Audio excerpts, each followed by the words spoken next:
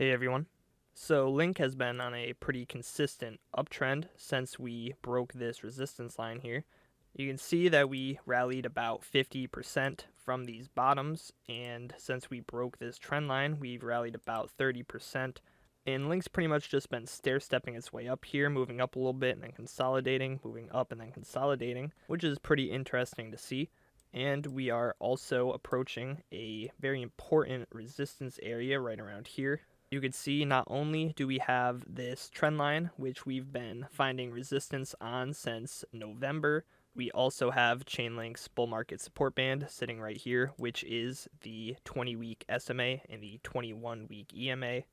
Plus, if you put a line, you can see that this is also a very significant support and resistance line. So I do expect this area to act as pretty strong resistance for us.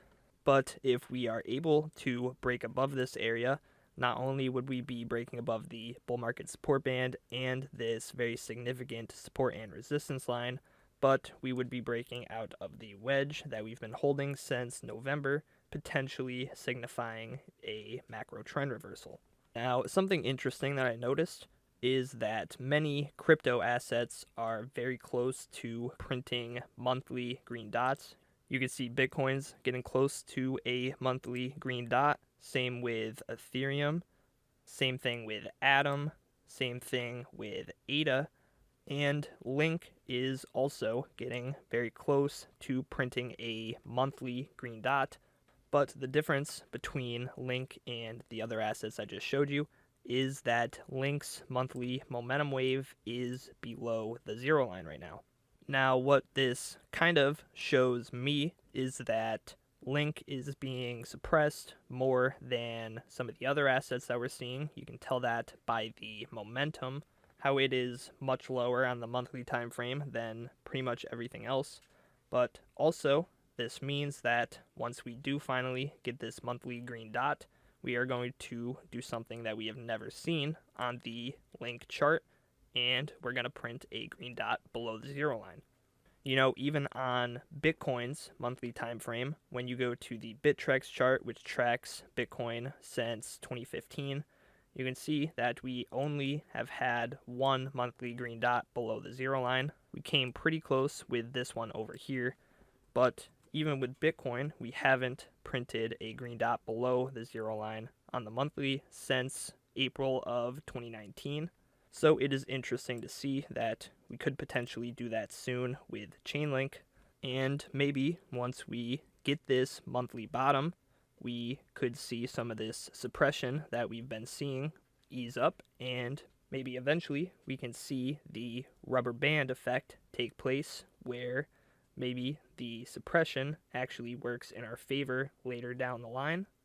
Looking at the weekly time frame, the weekly money flow is still inching downwards. Even though we've had a bit of upside here, it's still getting closer to crossing over the zero line.